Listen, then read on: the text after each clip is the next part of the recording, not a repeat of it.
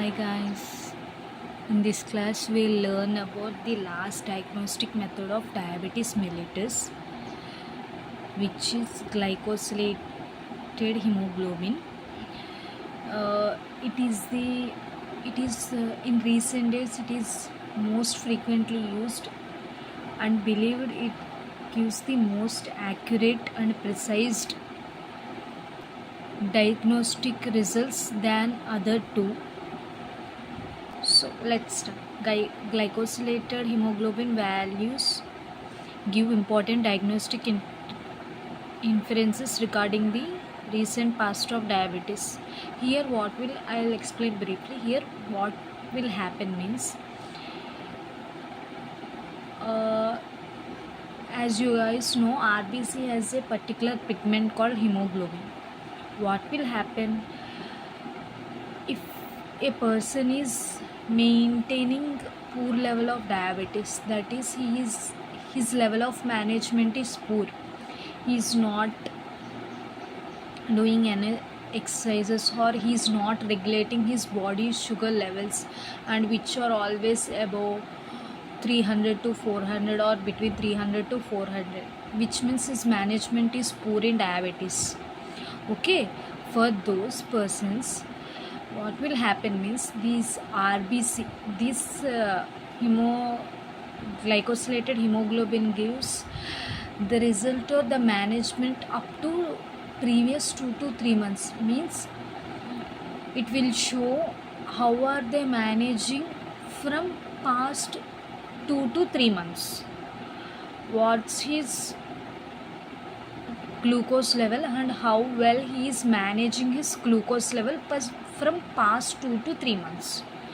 Okay, what will happen, this excess sugar will attach to the hemoglobin pigment present in RBC. Okay, this will give us the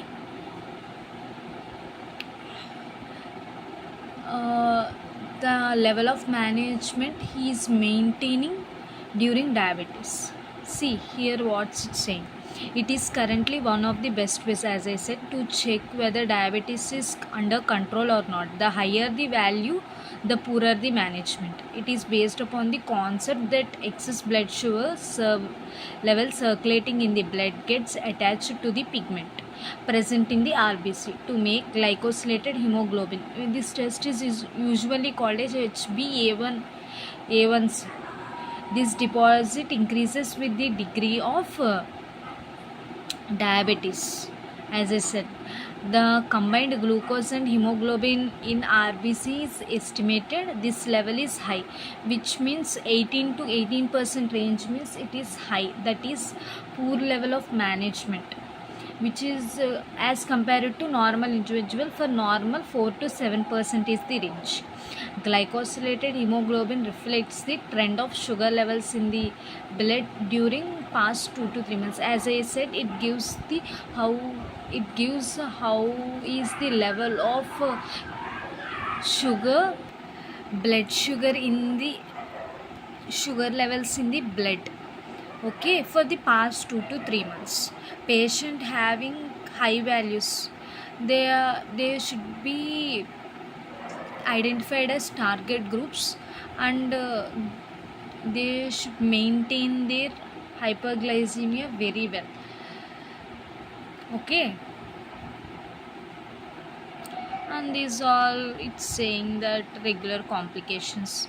Okay, it must be clear by the as you know, by the above discussions you came to know the identification of it also helps in identification of new cases, because it shows the past 2 to 3 months record of the blood sugar levels. So it gives an idea if he has diabetes or not, if he is in the pre-diabetic session which needs to be managed, or else he will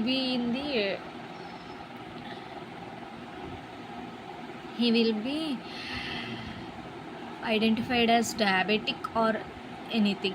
Regular assessment of vital parameters means which we casually do renal, blood and liver function test, but along with we should also do blood glucose and glycosylated hemoglobin level See, as they can prevent or delay the onset of several complications which arise due to sustained blood glucose level.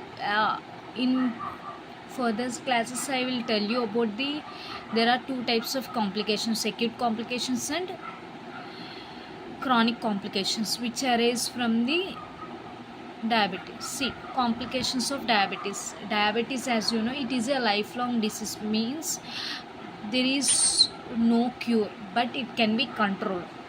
See, that's what he's saying. Earlier, it can be controlled, but not cured. Okay. Control of diabetes by ensuring normal blood levels is important for preventing complications to develop.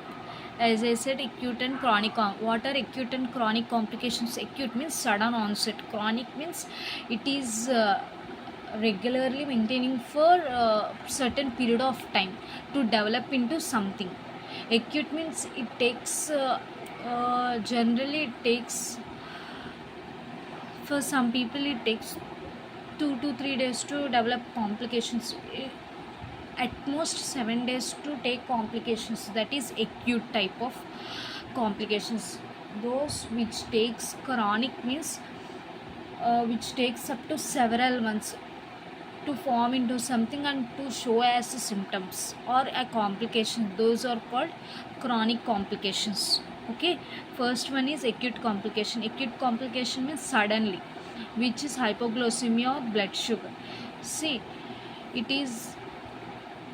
occurs very suddenly and most frequent cause, because in sugar generally what will people do if you has blood sugar, they will tend to decrease the food without knowing anything. They skips the meal, because if I have diabetes, if it's shown, I'll do some regular test. As you know, to these days strips came. Blood sugar strips are very famous and everyone doing like that only, and it shows 350. Then what will I do? I'll just skip the meal. Okay, what will happen if I skip the meal?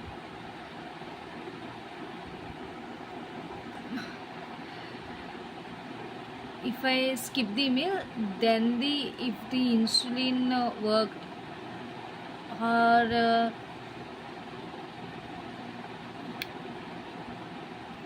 skip the meal and increase the exercise, which result in reduced blood sugar. So what will happen? If I have 360 means, I'll inject the insulin, extra dose of insulin, and I'll skip the meal. What will happen? Suddenly my blood sugar level will be blood sugar levels falls and resulting in hypoglycemia. That's what it's saying. In treatment program, mostly based on the proper balance of insulin, food and exercise. These three are most important to maintain the blood glucose level, or to maintain or manage the diabetic people. Okay, what will happen if it's increased? Reducing the food intake or skipping or delaying, it result in less glucose than in normal. What will happen? Insulin will work on whatever sugar it gets by lowering the existent glucose level. So second cause would be, if if I have increased blood sugar level, I'll do the exercise and without adding any extra meal or snack to the diet, and there will be usual amount of insulin. So what will happen? Blood sugar will be decreased. Okay, that's what it's saying. Lower blood sugar can also caused by accidentally taking too much of insulin doses, can also lead to lower blood sugar.